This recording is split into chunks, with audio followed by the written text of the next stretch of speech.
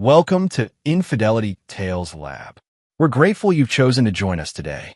Tell us, which part of the world are you watching from? Big city? Small town? Country? We'd love to know. Now, let's dive into today's story. Chapter 1. The Silent Observer. Russ Donovan wasn't a man who showed his emotions easily. 15 years of special operations training had taught him the value of patience and observation. He stood in the corner of his spacious living room, watching as his wife Victoria flitted from guest to guest at their son Leo's 12th birthday party. She was wearing a designer dress that cost more than what most people made in a week, another unnecessary expense that was straining their finances. The house they lived in was unnecessarily large, in an upscale neighborhood called Oakwood Heights that Victoria had insisted upon. Russell had wanted something more modest, something they could truly afford, but Victoria had been adamant. Appearances matter, Russ, she'd said. Russell had acquiesced, not because he was weak, but because he chose his battles carefully. Russell sipped his whiskey, observing the dynamics of the room. Victoria was laughing too loudly at something Nathaniel Henderson had said. Henderson, their neighbor and local real estate magnate, had his hand placed just a little too low on Victoria's back. Most people wouldn't notice, but Russell did. He always noticed. "Dad, can we cut the cake now?" Leo appeared at his side, eyes bright with excitement despite the tension that had been building in the house for months. Russell smiled down at his son, the only person who could break through his stoic exterior. "Sure thing, buddy. Let's get your mom's attention." As they moved toward Victoria, Russell caught a glimpse of his reflection in the hall mirror. At 42, he was still fit and strong, his dark hair showing just touches of silver at the temples. His face remained impassive as always, betraying none of the calculations happening behind his gray eyes. "Victoria," he called, his voice quiet but commanding, cutting through the chatter. "Leo wants to cut his cake." Victoria turned, her smile not quite reaching her eyes. "Of course." Everyone gathered around. As Leo blew out his candles, Russell studied the guests. There was Sam Westfield, his best friend from their military days, now a contractor like Russell. Marina Reeves, his old unit's JAG officer turned civilian attorney, who still respected Russell enough to make time for his son's birthday despite her busy schedule. And then there was Bennett Hargrove, Victoria's father, once wealthy until gambling had stripped him of everything. The old man now lived on their charity, or rather, Russell's hard-earned money. The cake was served, and Russell moved through the crowd, exchanging pleasantries but saying little. He learned long ago that people revealed more when you let them talk, and people had been revealing quite a bit lately. Later, as guests began to leave, Russell overheard Bennett talking to Victoria in the kitchen. "You could have done so much better than him, Tori," Bennett muttered, not realizing Russell was within earshot. "A man like Henderson could give you the life you deserve." "Daddy, please," Victoria hissed. "Not now." Russell walked away silently, storing the information away like he had been doing for months. Pieces of a puzzle that was slowly taking shape. That night, after Leo had gone to bed, Russell sat in his home office reviewing financial statements. Victoria had been spending more and more, driving them into debt despite his considerable income. When he confronted her about it, she just shrugged. "We need to maintain our lifestyle, Russ. What would people think if we started cutting back?" "They'd think we were being responsible," he replied evenly. Victoria laughed dismissively. "That's your problem. You've never understood how the real world works. Not everyone can hide behind a wall of silence like you do." Russell said nothing, but he made a mental note to check their joint account again in the morning. Something wasn't adding up, and Russell Donovan had built a career on noticing when things didn't add up. Chapter 2. The Growing Distance. The first signs of serious trouble had appeared 6 months earlier, when Russell returned from a 2-week security consultation job in Dubai. Victoria had been different, distant, distracted, checking her phone constantly. When he asked about it, she'd snapped at him. "Not everything is a security threat that needs analyzing, Russell. Maybe if you spent more time here instead of halfway around the world, you'd know what was going on in your own house." Russell had let it go, but he began paying closer attention. He noticed how Victoria made excuses to attend neighborhood functions when he was away. how she had suddenly become interested in real estate, often mentioning Henderson's latest development projects at dinner, how she'd started dressing differently, spending more on clothes and cosmetics. One evening, Russell was helping Leo with his math homework when Victoria burst into the dining room wearing a new dress. "I'm heading to the charity auction at the country club," she announced. "Don't wait up. I thought that was next week," Russell said, his voice neutral despite the alarm bells ringing in his head. "They changed it," Victoria replied too quickly. "It was in the email." Russell nodded, then turned back to Leo's homework. "So, if you multiply these two numbers first." After she left, Russell opened his laptop and checked the country club's website. The charity auction was indeed scheduled for the following week. He closed the laptop slowly, his expression unchanged. "Dad," Leo asked, "are you and Mom okay?" Russell looked at his son, seeing the worry in eyes that were so like his own. "We're just going through some grown-up stuff, buddy. Nothing for you to worry about." But Leo was perceptive, another trait he'd inherited from his father. "She seems angry all the time. Is it because of money? I heard her talking to Grandpa about it." "What did she say?" Russell asked carefully. Leo fidgeted with his pencil. "That you're too cautious with money. That other dads in the neighborhood make more and work less." She seemed really upset. Russell placed his hand on Leo's shoulder. "Money isn't everything, Leo, and there are different kinds of wealth. Remember that." The next day, Russell installed a small, discreet security system in their home. For their protection, he told Victoria, who rolled her eyes but didn't argue. What he didn't tell her was that it included activity logs for the house alarm and garage door. Over the following weeks, the log showed Victoria leaving the house at odd hours, always when Russell was either working late or out of town. The coincidence was too perfect to be chance. Russell also noticed that Henderson had been finding reasons to drop by their house, to discuss the neighborhood association, to borrow tools Russell knew the man didn't need, to invite them to parties that Victoria attended alone when Russell was away.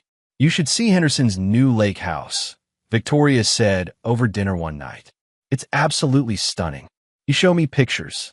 "When was this?" Russell asked mildly. Victoria paused, fork halfway at her mouth. "Oh, at the grocery store. We ran into each other." Russell nodded and continued eating. Victoria became flustered, talking too much about nothing important. That weekend, Russell took Leo fishing, something they both enjoyed but rarely had time for with Leo's busy schedule of activities that Victoria insisted upon. "Dad," Leo said as they sat quietly on the dock at the local lake, "do you think Mr. Henderson is nice?" Russell kept his eyes on his fishing line. "Why do you ask?" Leo shrugged. "Mom talks about him a lot, and I saw him at our house yesterday when you were at work. He didn't see me because I was upstairs, but he brought Mom flowers." Russell felt a cold anger settle in his chest, but his face remained calm. "Is that right?" "Yeah. I didn't like the way he looked at Mom. It was weird."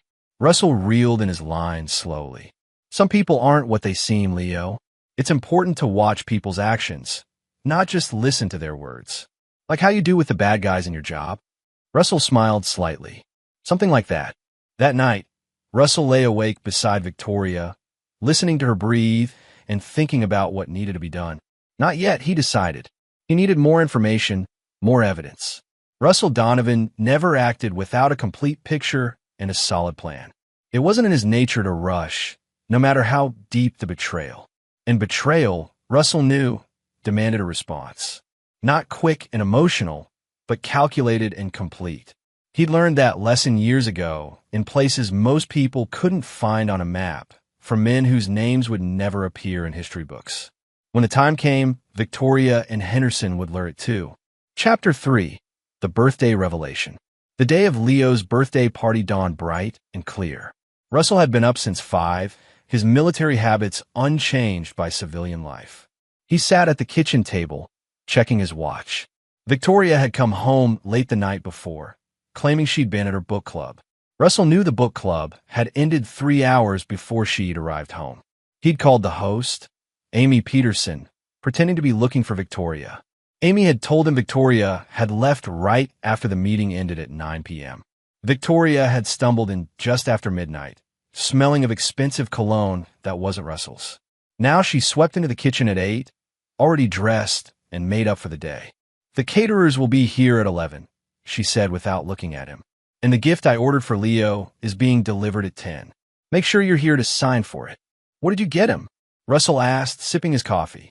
Victoria smiled, the first genuine smile he'd seen from her in weeks. "Something special. Something that will make him the envy of all his friends." Russell nodded. "I'll be here." The delivery arrived exactly at 10. A large box containing a high-end drone with a 4K camera and advanced features. The price tag, which Russell found still attached to the box, made him raise an eyebrow. It was nearly $2,000, money they didn't have to spare. The party began at noon. Leo was excited, surrounded by friends from school and the neighborhood. Russell watched as Victoria played the perfect hostess, laughing and charming everyone. Henderson arrived fashionably late, bringing an expensive gaming console for Leo, another extravagant gift that made Russell's practical camping equipment for their planned summer trip seem inadequate by comparison. When it came time for gifts, Victoria insisted Leo open hers last. When he finally unwrapped the drone, his eyes widened with excitement. "Wow, Mom, this is awesome," he exclaimed. Victoria beamed, then looked directly at Russell. "Something your daddy could never afford," she said loudly, drawing uncomfortable laughter from some guests and awkward silence from others. Russell's face remained impassive, but Sam caught his eye from across the room, giving him a questioning look. Russell gave a slight shake of his head. "Not now." After the gifts, as the children played in the backyard, Russell noticed Leo taking the drone out of its box. "Need help setting it up?" he offered. Leo nodded eagerly. "Can we fly today?" "Sure," Russell said. "Let me just read the instructions first." They set up the drone together, Russell carefully explaining the controls and safety features. "Remember, Leo, this is not a toy. It's a responsibility. You need to be careful where you fly it." Leo nodded solemnly. "I will, Dad. I promise." The party wound down around 4, with Victoria showing the last guests out while Russell cleaned up in the kitchen. He noticed Henderson lingering, speaking quietly with Victoria at the door.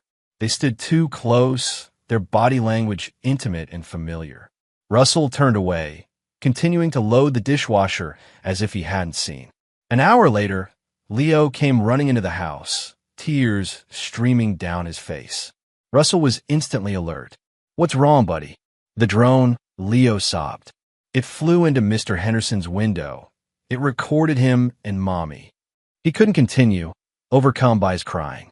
Russell knelt down, placing his hands on Leo's shoulders. "Slow down, Leo. Take a deep breath. Tell me what happened." Leo wiped his eyes, trying to calm himself. "I was practicing with the drone in the backyard like you showed me. But I lost control, and it flew toward Mr. Henderson's house. It went right up to his bedroom window." He paused, looking ashamed. "I could see through the camera on my controller. Mom was there with Mr. Henderson. They were kissing and stuff. I got scared and tried to fly the drone away, but it hit the window and fell. I ran over to get it, but they saw me. Mom looked really mad. She told me to go home and not say anything to you."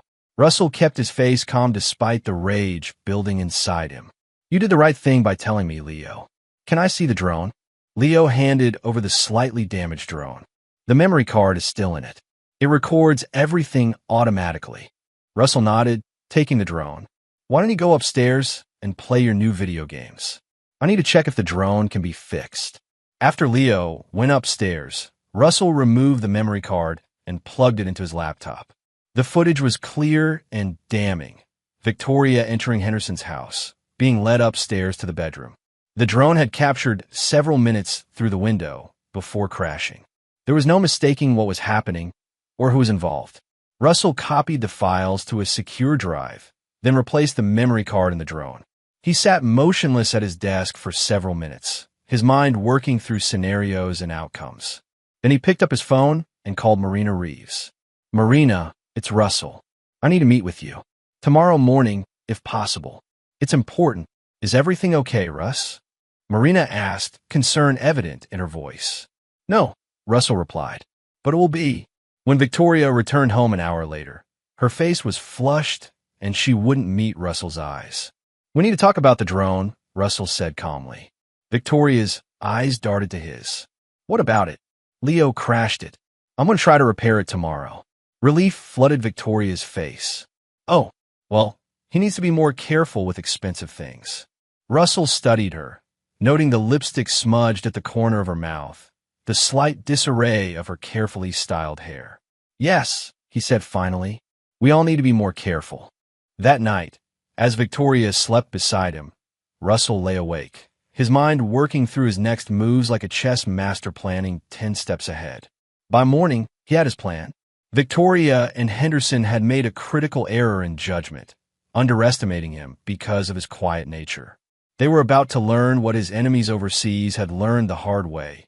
Russell Donovan was not a man to be betrayed. Chapter 4. Strategic Withdrawal.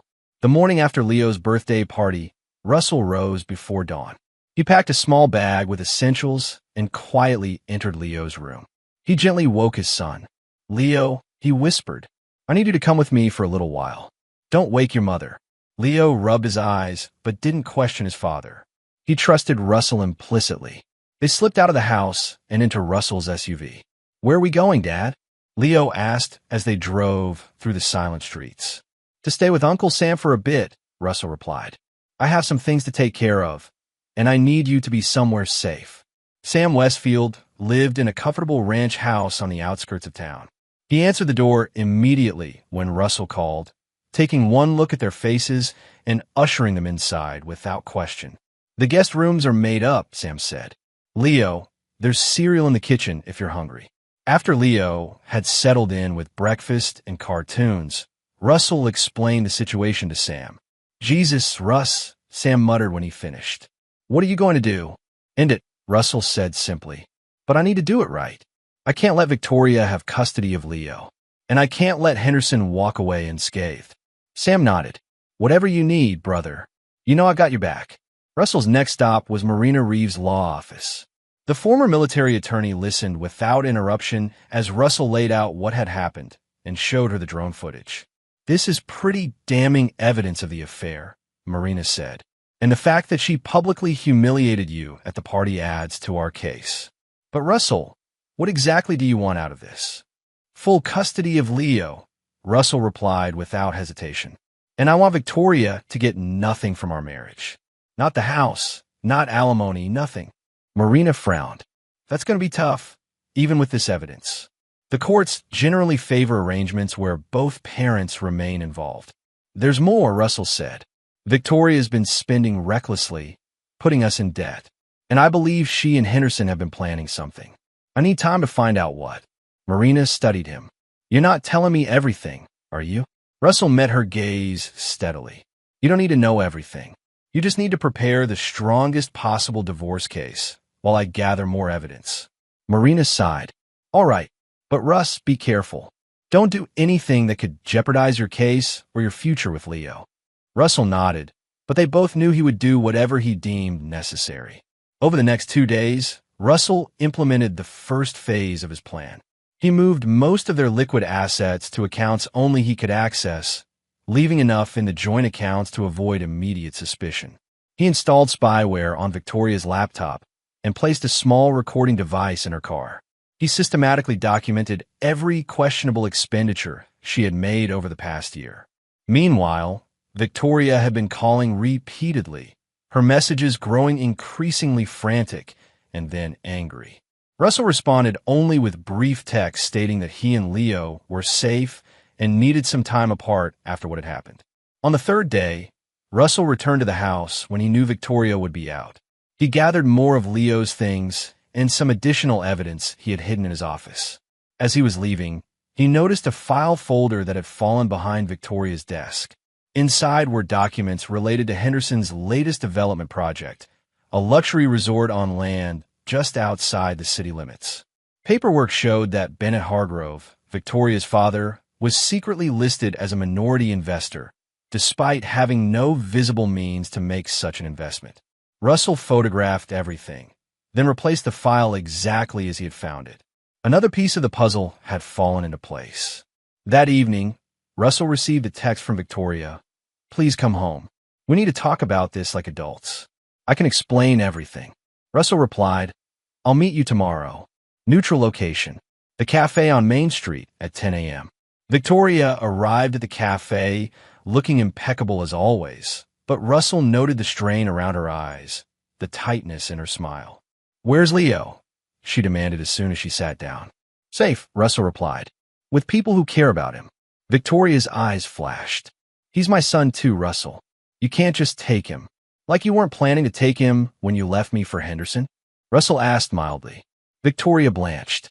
"What are you talking about?" Russell placed his phone on the table between them and played a short clip of the drone footage. Victoria's face drained of color. "It was a mistake," she whispered. "It didn't mean anything." "A 6-month affair doesn't happen by mistake," Russell said. "And from what Leo has told me, you've been bringing Henderson to our house when I'm away. In what world is that not meaning anything?" Victoria's expression hardened. "Fine. Yes, Nate and I have been seeing each other. Can you blame me? You're never home, and when you are, you're emotionally absent. Nate makes me feel alive, appreciated, and wealthy." Russell added, "That comment at Leo's party wasn't subtle, Victoria." She had the grace to look ashamed. "I shouldn't have said that. But it's true, isn't it? You've never been ambitious enough. We could have had so much more." Russell studied her, seeing clearly for the first time the stranger he had married. "I'm filing for divorce. I want full custody of Leo." Victoria laughed bitterly. "Good luck with that. No judge is going to give full custody to a father who's constantly traveling for work. And besides, you can't afford the legal battle. I've seen our finances." "Have you?" Russell asked quietly. Something in his tone made Victoria pause. "What have you done?" "What I needed to do to protect my son," Russell replied. "That's all you need to know for now." He stood to leave. Victoria grabbed his wrist. "Don't do this, Russ. We can work something out. For Leo's sake." Russell looked down at her hand until she released him. "You should have thought about Leo before you started sleeping with our neighbor and planning to leave me." He turned to go, then looked back. "By the way, tell your father his investment with Henderson is interesting. I wonder where he got the money." The color drained from Victoria's face again. "How did you?" "I noticed things, Victoria. I always have. You and Henderson just never took me seriously enough to realize that." Russell walked away, leaving Victoria staring after him in shock. Back at Sam's house, Russell reviewed what he had learned. Victoria and Henderson were clearly planning something involving the resort development, with Bennett Hargrove somehow involved despite his financial ruin. The pieces were starting to fit together, but Russell needed more information. That night, after Leo was asleep, Russell shared his suspicions with Sam. "I think Henderson is using Victoria and her father for something related to this resort development," he said. "Bennett doesn't have the money to be an investor." Sam frowned. "Money laundering?" Russell shook his head. "I'm not sure yet, but I'm going to find out. And when I do, I'm going to make sure Victoria, Henderson, and anyone else involved pays for what they've done." Sam looked troubled. "Just be careful, Russ. Don't cross any lines you can't come back from." Russell's expression was cold. "They crossed those lines first when they involved my son in their schemes. There's no coming back from that." Chapter 5. The Plan Forms. Russell spent the next week gathering intelligence like he would for any military operation. He used contacts from his security work to run deep background checks on Henderson and Bennett Hargrove. He studied the resort development plans and ownership structures. He monitored Victoria's activities through the surveillance he had set up. What emerged was a picture more complex than a simple affair. Henderson's resort project was being built on land that had been rezoned from agricultural to commercial under suspicious circumstances. Bennett Hargrove, despite his gambling debts, was listed as owning a 10% share. And Victoria had been making regular cash withdrawals from their joint accounts for months, money that couldn't be accounted for in her spending. Russell also discovered that Henderson had a pattern of using romantic relationships to further his business interests. 3 of his previous development projects had involved partnerships with men whose wives or daughters Henderson had been involved with. In each case, the developments had proceeded despite local opposition or regulatory concerns.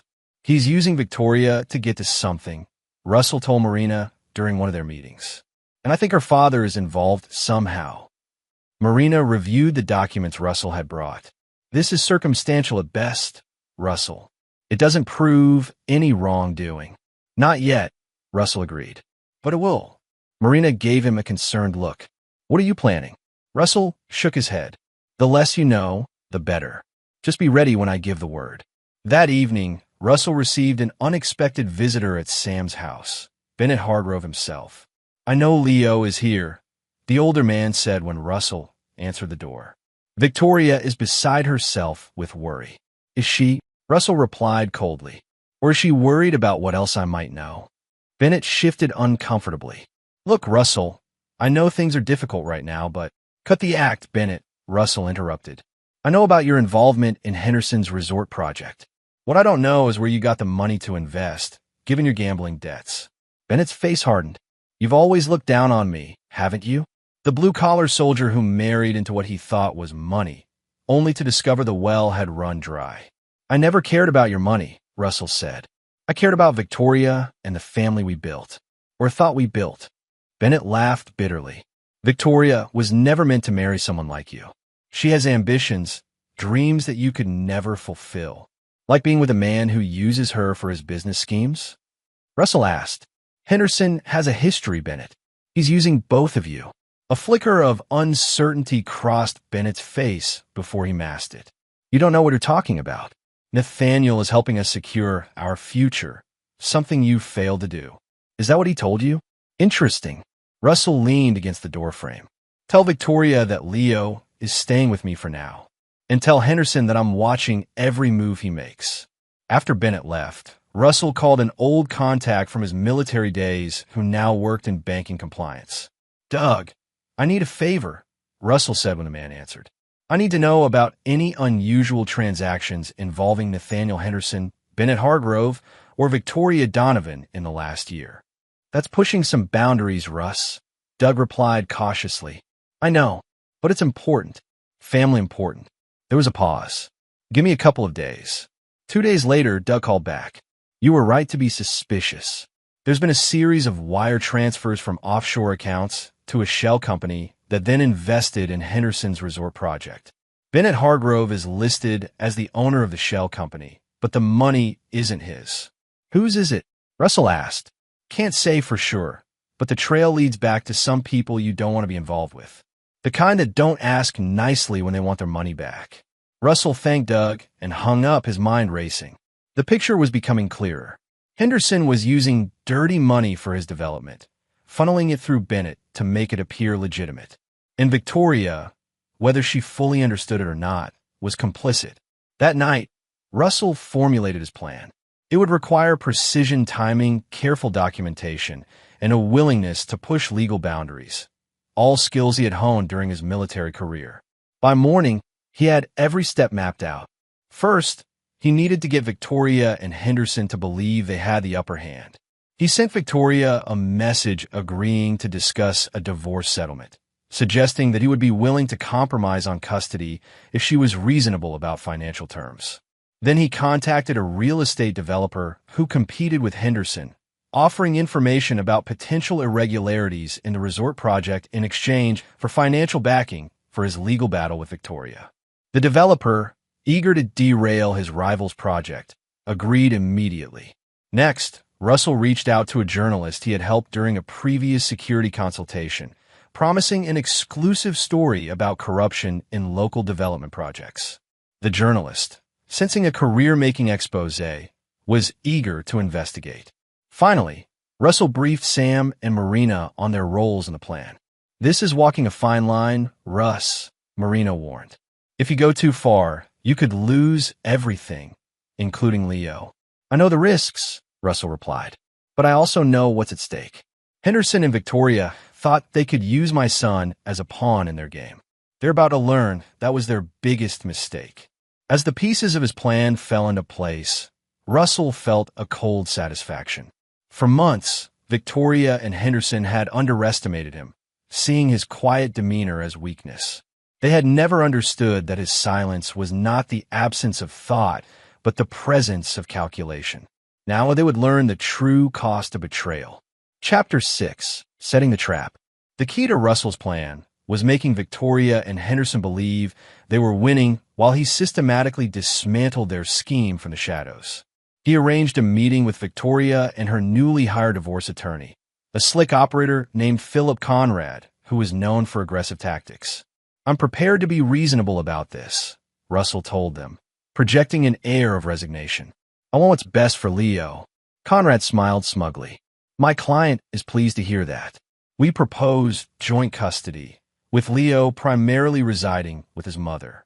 And of course, Mrs. Donovan will retain the house and receive appropriate spousal support." Russell appeared to consider this. "I'll need to think about it and discuss it with Leo." "Leo is 12, Victoria snapped. "He doesn't get to decide these things." "No," Russell agreed mildly. "But his feelings matter to me." After the meeting, Russell put the next phase of his plan into motion. He arranged for Leo to speak with a child psychologist who specialized in custody cases, carefully documenting his son's distress over his mother's affair and her behavior toward Russell. Meanwhile, the journalist Russell had contacted began investigating Henderson's development project, asking questions about the rezoning process and the source of funding. Russell anonymously provided documents showing Bennett Hardro's sudden financial recovery and investment in the project, raising questions about where the money had come from. Henderson, predictably, responded by accelerating his timeline. Construction equipment appeared at the resort site, and there was a splashy announcement in the local press about groundbreaking ceremonies. Victoria began moving personal items out of the house when she thought Russell wouldn't notice, preparations for a new life with Henderson once the divorce was finalized. Russell allowed all of this to happen while he worked behind the scenes. He met with Doug again, this time bringing Marina along to document what they learned about the money trail. He had the competing developer inspect the resort site, confirming that Henderson was cutting corners on environmental requirements and safety regulations. Most crucially, Russell had Sam, who worked in IT security, help him recover deleted emails from Victoria's laptop that showed she was fully aware of the questionable financing behind Henderson's project. In one particularly damning exchange, she discussed with Henderson how they would use Leo's custody to pressure Russell into a quick divorce settlement so they could move forward with their plans. "They're planning to use Leo as leverage," Russell told Marina, showing her the emails. "They think I'll give up everything else to maintain my relationship with my son." Marina's expression hardened. "This changes things. We can use this to argue that Victoria is putting her own interests above Leo's welfare." The trap was nearly set. Russell made one final move. He contacted Henderson directly, requesting a man-to-man meeting. "I want to clear the air," Russell told him when they met at a local bar. "This situation has gotten out of hand." Henderson, confident in his position, was condescending. "I'm glad you're being sensible, Russell. Victoria was concerned you might make this difficult." "I just want what's fair," Russell replied, carefully nursing a single beer while Henderson drank heavily. "And I want to understand what your intentions are regarding my son." Henderson waved a dismissive hand. "Leo will be well taken care of. Victoria and I plan to marry once the divorce is finalized. The boy will want for nothing. And the resort project? I understand Leo's grandfather is an investor." Henderson's eyes narrowed slightly. "Bennett has made some smart financial decisions lately. It's none of your concern." Russell nodded thoughtfully. "Of course. I was just curious about the timing, given his previous financial troubles." Henderson leaned forward. "Let me be clear, Russell. The sooner you accept that you've lost, the better for everyone. Victoria doesn't want you. She never really did. You were a placeholder until something better came along." He smiled cruelly. "And I'm something better." Russell kept his expression neutral despite the rage burning inside him. "I appreciate your honesty, Nathaniel." As Henderson continued drinking and gloating, Russell asked casual questions about the resort project, encouraging the developer to boast about his plans and the profits they would generate. By the end of the evening, Henderson had revealed far more than he intended about the project's financing and the corners being cut to maximize returns. Russell recorded every word. That night, he finalized his preparations. Everything was in place for the trap to spring. The evidence compiled, the witnesses prepared, the legal documents drafted. Victoria and Henderson believed they were on the verge of victory, unaware that Russell had systematically undermined every aspect of their plan. Tomorrow would be the day of reckoning. As Russell checked on the sleeping Leo, he felt a calm certainty. Those who had betrayed him were about to learn the consequences of their actions. And Russell Donovan was not a man who forgave betrayal. Not from his wife, not from anyone. Chapter 7. Spring the Trap. The trap was sprung with precise timing. The morning began with a court hearing for temporary custody arrangements during the divorce proceedings. Victoria arrived with Conrad, confident that her status as the mother would give her the advantage. She faltered when she saw Russell sitting calmly beside Marina, a thick folder of documents on the table before them. "What is all that?" Victoria whispered to her lawyer, who shrugged dismissively. "Probably just for show," Conrad replied. "Don't worry."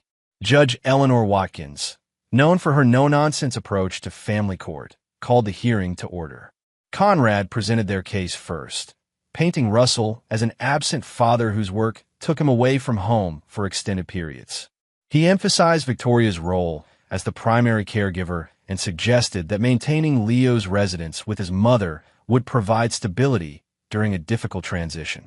When it was Marina's turn, she approached the bench with a folder. "Your Honor, before we proceed with our arguments regarding temporary custody, we would like to present evidence of Ms. Donovan's misconduct that directly bears on her fitness as Leo's primary caregiver." Conrad jumped to his feet. "Objection. This is a custody hearing, not a trial for my client's alleged misconduct." Judge Watkins frowned. "I'll hear what Ms. Reeves has to present, and then determine its relevance." "Proceed, Counselor." Marina methodically laid out the evidence. The drone footage showing Victoria's affair, emails discussing how to use Leo as leverage in the divorce, documentation of Victoria's reckless spending that had placed the family in financial jeopardy, and statement from Leo's psychologist about the boy's distress over his mother's behavior. Victoria's face grew increasingly pale as Marina spoke. Conrad attempted multiple objections, but Judge Watkins overruled each one. "Additionally, Your Honor," Marina continued, "we have evidence suggesting Ms. Donovan is involved in questionable financial dealings with her paramour, Nathaniel Henderson, which could place Leo in an unstable and potentially illegal environment." At this, Victoria gasped audibly. Conrad leaned over, whispering furiously in her ear. Judge Watkins reviewed the materials, her expression growing more severe by the minute. Finally, she looked up. "In light of this evidence, I am granting temporary full custody to Mr. Donovan, with supervised visitation for Ms. Donovan pending further investigation of these allegations. This court takes very seriously any attempt to use a child as leverage in divorce proceedings." Victoria stood shakily. "Your Honor, I—" "Sit down, Ms. Donovan." Judge Watkins interrupted sharply. "Your attorney can address the court on your behalf." As they left the courthouse, Victoria confronted Russell. "You set me up," she hissed. "This isn't over." Russell looked at her calmly. "No, it isn't. But the drone footage was just the beginning, Victoria. You might want to warn Henderson to check the news this afternoon." While Victoria rushed to call Henderson, Russell moved to the second phase of his plan. The journalist he had contacted published a detailed expose on Henderson's resort project, highlighting the mysterious financing through Bennett Hargrove's shell company, the questionable rezoning process, and the environmental regulations being ignored during construction. By mid-afternoon, local television stations were reporting that county officials had issued a stop work order for the resort project pending investigation. Henderson's phone began ringing incessantly as investors and business partners demanded explanations. Meanwhile, Doug from Banking Compliance had forwarded Russell's evidence of suspicious financial transactions to federal authorities. By late afternoon, agents were at Henderson's office with warrants, seizing computers and documents related to the resort project.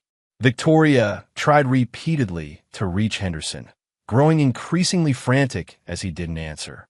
When she finally drove to his house, she found federal agents there as well, conducting another search. She was turned away at the perimeter they had established.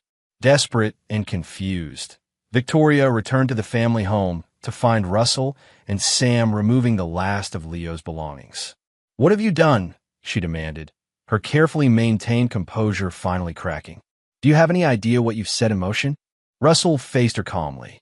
"I know exactly what I've done, Victoria.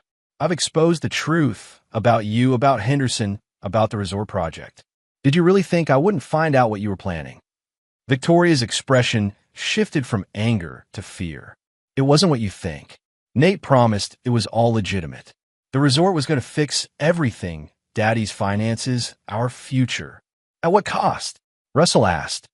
"Did you ever consider what would happen to Leo when it all fell apart?" "Because it was always going to fall apart, Victoria. Henderson was using dirty money, and sooner or later, the people behind that money would have come looking for returns." Victoria sank into a chair, her face ashen.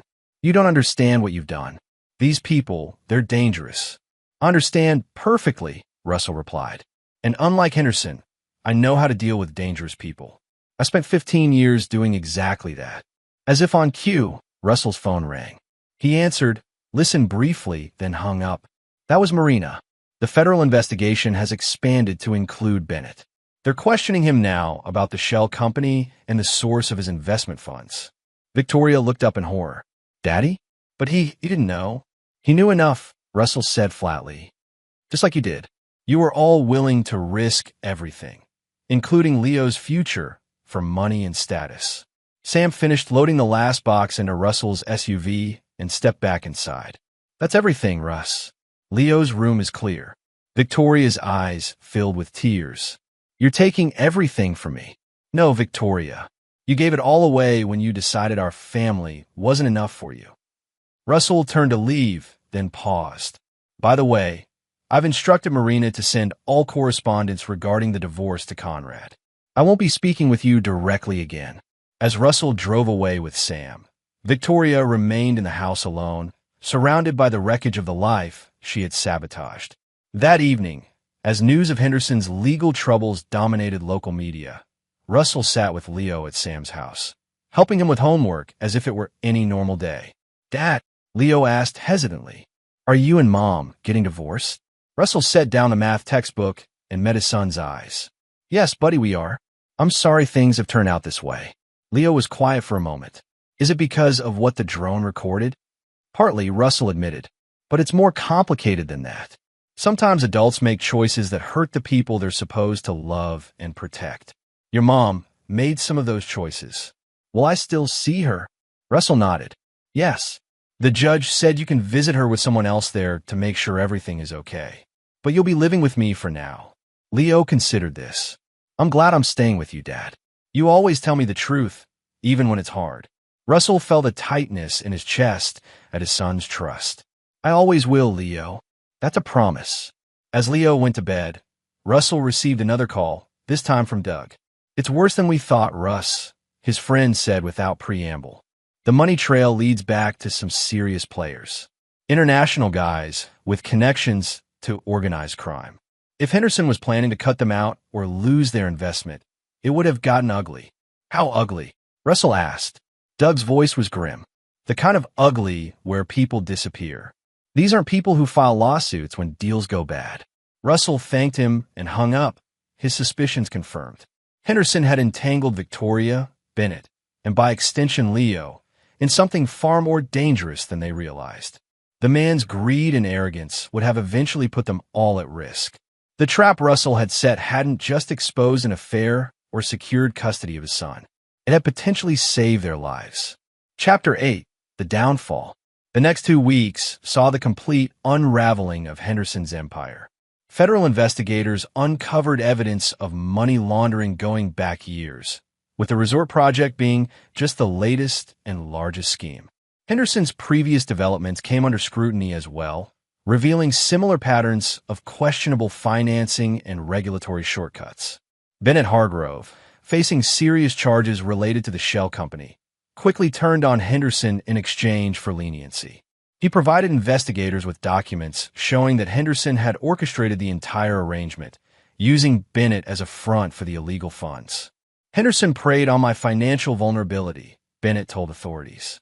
"He promised to restore my fortune if I helped facilitate certain investments. I didn't ask enough questions about where the money was coming from." Victoria, meanwhile, found herself increasingly isolated. Friend from a neighborhood avoided her as news of the scandal spread. Her attorney, Conrad, withdrew from the divorce case when it became clear how extensively she was implicated in Henderson's activities.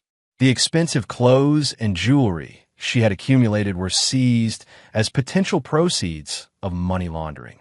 Russell watched it all unfold from a distance, focused on establishing a stable new routine for Leo. He found a smaller house in a different neighborhood, enrolled Leo in therapy to help him process the family's dissolution, and arranged his work schedule to maximize his time at home. One evening, Marina called with news from the divorce proceedings. Victoria's new attorney is proposing a settlement, she said. Given her current circumstances, she's willing to concede full legal custody to you, with limited supervised visitation. She's also not contesting the financial terms we proposed. No alimony, no claim on the retirement accounts. Russell confirmed. None, Marina replied. To be honest, Russell, she's in no position to demand anything. With the federal investigation ongoing and her involvement with Henderson documented, she's facing potential charges herself. This is the best outcome she can hope for. Russell considered this. I'll agree to the terms, but with one addition. I want it in writing that she will never attempt to use Leo to get back at me or to gain access to any of our financial resources. I'll make sure it's ironclad, Marina promised. 2 days later, Henderson was arrested attempting to flee the country. Federal agents intercepted him at a private airfield with a suitcase containing over $1 million in cash and false identification documents. The news made national headlines, with Henderson's mugshot appearing on every major network. Russell received an unexpected visitor that evening, Detective Carlos Mendez from the County Financial Crimes Unit. I wanted to thank you personally, Mendez said when Russell invited him in. Your information about Henderson's operations broke open a case we've been building for years. That man has been corrupting local officials and laundering money through our community for a decade. Russell shrugged. I was protecting my family. The rest was collateral damage. Mendez studied him knowingly. I've read your service record, Mr. Donovan. I don't believe for a second that you didn't know exactly what you were setting in motion. Does it matter? Russell asked. Not to me, Mendez replied. Henderson got what he deserved. But I am curious. How did you know to look into his financing? Russell considered his answer carefully. When you've spent as much time as I have in regions where legitimate business and criminal enterprise overlap, you develop an instinct for when something doesn't add up. Henderson was building an empire that mathematics couldn't explain. Mendez nodded. Well, whatever your methods, the result is a corrupt developer facing justice and potentially dozens of compromised officials being exposed. Not a bad outcome for what started as a domestic dispute. After the detective left, Russell sat alone in his living room, reflecting on the chain of events that had led to this point. He felt no satisfaction, no joy in Henderson's downfall or Victoria's humiliation. What he felt was a cold, clear certainty that justice had been served. They had conspired to take everything from him, his son, his dignity, his future. Instead, they had lost everything themselves. His phone rang, displaying Victoria's number. Russell let go to voicemail. A few minutes later, a text message appeared. Please, Russ, I need to talk to you. Everything's falling apart. Russell deleted the message without replying. Victoria had made her choices. Now she would live with the consequences. The following day, Russell received a call from Sam, who had contacts in federal law enforcement. Thought you should know, Sam said. They found evidence that Henderson was skimming from the investors behind the resort project. These aren't people who forgive that kind of thing. He's being moved to protective custody. And Victoria? Russell asked. She's cooperating with investigators, Sam replied, trading whatever information she has for immunity. But her reputation is destroyed. No one in town will have anything to do with her now. Russell thought about Leo, who was slowly adjusting to their new life. The boy still asked about his mother occasionally, but with decreasing frequency as the weeks passed. Has Bennett said anything about me? Russell asked. Apparently, he told investigators that he underestimated you, Sam said with a hint of satisfaction. So they all did. Called it the biggest mistake of his life. Russell ended the call and went to check on Leo, who was working on a science project in his room. Watching his son concentrate, Russell felt the familiar surge of protectiveness. Everything he had done, all the calculated moves and careful planning, had been for this, to ensure Leo's safety and future. What Victoria and Henderson never understood was that Russell Donovan would stop at nothing to protect what was his. They had mistaken his quietness for weakness, his patience for passivity. It was a miscalculation that had cost them everything. Chapter 9. The Legacy of Betrayal. 3 months after Henderson's arrest, the full extent of his criminal operation had been exposed. The resort project land sat abandoned, construction equipment removed, the once ambitious development reduced to architectural drawings that would never be realized. Henderson himself remained in federal custody, facing decades in prison for money laundering, wire fraud, and numerous other financial crimes. Bennett Hargrove had received a more lenient sentence in exchange for his testimony, but at 72, even 5 years in a minimum security facility felt like a life sentence. His reputation, the thing he had valued above all else, was irreparably destroyed. Victoria had avoided criminal charges through her cooperation with federal authorities, but the price was steep. Her immunity deal required her to testify against both Henderson and her father, earning her their hatred along with public scorn. She had been forced to sell most of her possessions to pay legal fees and had moved to a small apartment on the other side of town. Russell had heard through Marina that Victoria had found a job as a receptionist at a dental office, a far cry from the luxury lifestyle she had once enjoyed. Her supervised visitations with Leo were awkward and strained, the boy increasingly reluctant to spend time with a mother who had betrayed his father and upended his life. One evening, as Russell was working in his home office, the doorbell rang. He checked the security camera he had installed and was surprised to see Victoria standing on his porch. She looked different, her designer clothes replaced by simple jeans and a sweater, her hair unstyled, her face free of makeup. Russell considered not answering, but Leo was at a friend's house, and he wanted to hear what Victoria thought was important enough to warrant an unannounced visit. "What do you want, Victoria?" he asked, standing in the doorway without inviting her in. "I just wanted to talk," she said, her voice lacking the confidence it once held. "I've been doing a lot of thinking during all of this." And Russell kept his tone neutral. "I wanted to apologize," Victoria said, looking down. "I know it doesn't change anything, but I am sorry for what I did to you and Leo. I got caught up in Henderson's promises, in the lifestyle he dangled in front of me. I convinced myself that you and Leo would be better off in the long run." Russell studied her, noting the dark circles under her eyes, the weight she had lost, the nervous way she fidgeted with her purse strap. For a moment, he remembered the woman he had once loved, before ambition and greed had consumed her. "Why are you really here, Victoria?" he asked. She looked up, tears in her eyes. "I miss Leo. The supervised visits are so formal, so cold. He barely speaks to me. I was hoping that we could work something out. For his sake." "For his sake," Russell repeated. "Not for yours." "Of course I want to rebuild my relationship with my son," Victoria admitted. "But I understand now how selfish I've been. I want to make things right, if that's even possible." Russell considered her words, searching for manipulation or deceit. He found only desperation and regret. "Leo is starting to heal," he said finally. "He's doing well in school again, making friends in the new neighborhood, getting back to being a normal kid." "I'm glad," Victoria said softly. "He deserves that." "Yes, he does," Russell agreed.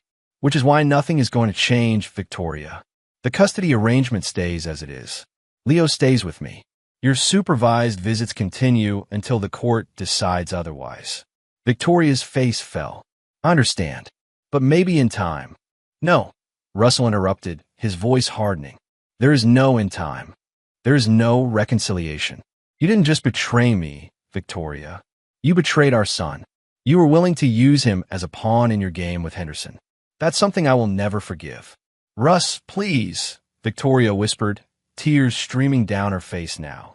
"People make mistakes. I made a terrible one, but I'm still Leo's mother." "Biology doesn't make you a parent," Russell replied coldly. "Actions do, and your actions showed exactly what kind of mother you are. Leo deserves better." Victoria wiped her eyes. So that's it? You'll never let me be part of his life again. You have your court-mandated visitation, Russell said. That's more than you deserve.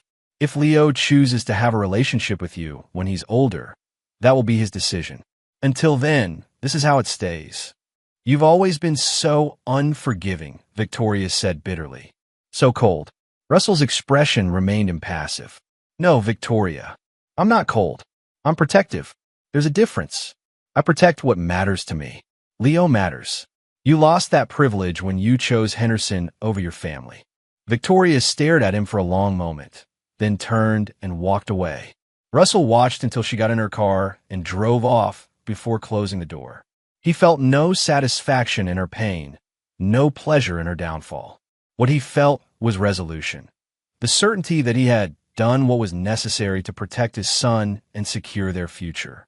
6 months later, life had settled into a new normal.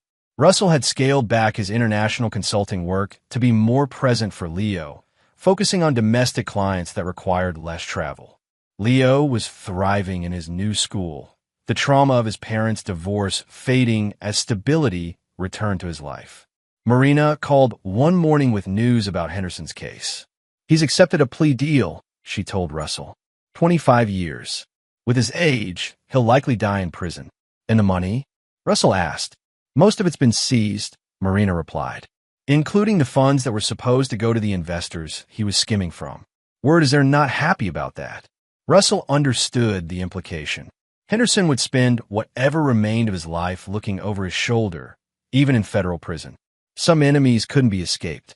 That afternoon, Russell received an email from Victoria's latest attorney, requesting a modification to the visitation schedule.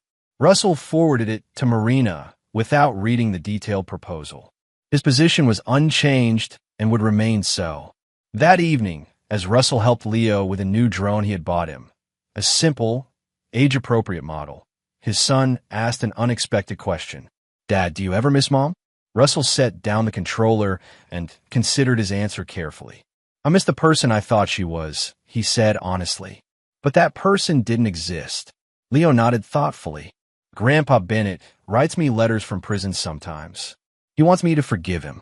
And do you want to? Russell asked. Leo shrugged. I don't know. He's still my grandpa, but he did bad things. People make choices, Leo, Russell said. And those choices have consequences.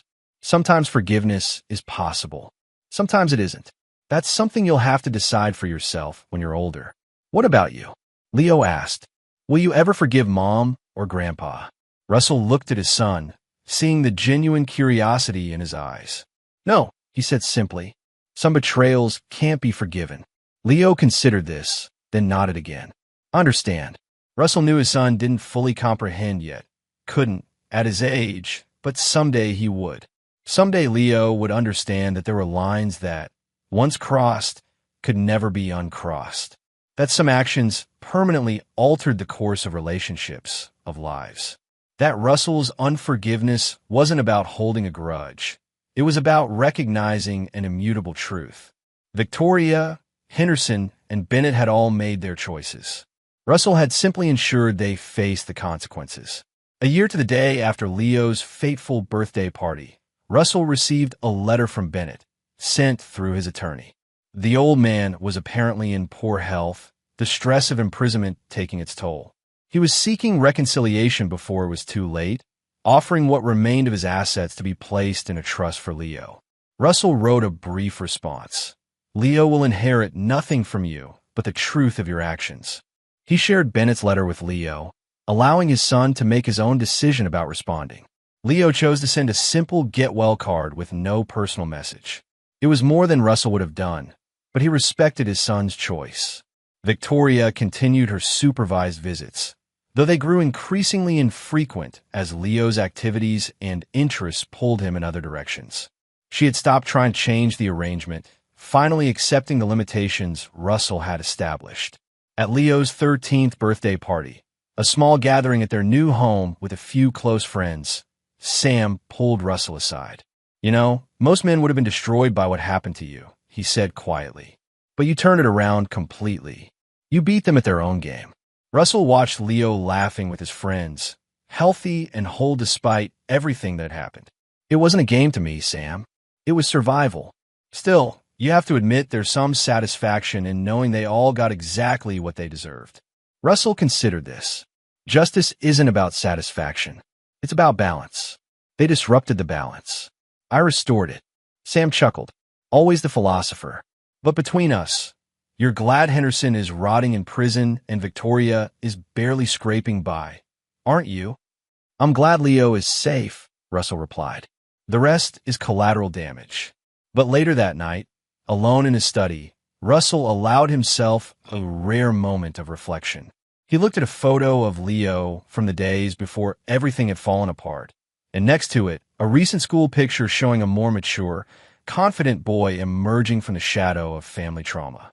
Russell had never sought revenge for its own sake. What he had sought was justice, protection, and a future for his son untainted by the corruption and betrayal that had threatened to engulf them. He had achieved all three. Victoria, Henderson, and Bennett had failed to understand the most fundamental truth about Russell Donovan. He was not a man who forgave betrayal. Not from his wife. Not from anyone. What they had mistaken for passivity had been patience. What they had interpreted as weakness had been restraint. In the end, they had learned what Russell had known all along, that some men cannot be broken, some betrayals cannot be survived, and some enemies should never be made. Russell closed the photo album and turned out the light. The past was settled. Justice had been served. Now he and Leo could focus on the future, stronger, wiser, and free from the shadows of betrayal. And there you have it. Another story comes to an end. What did you think?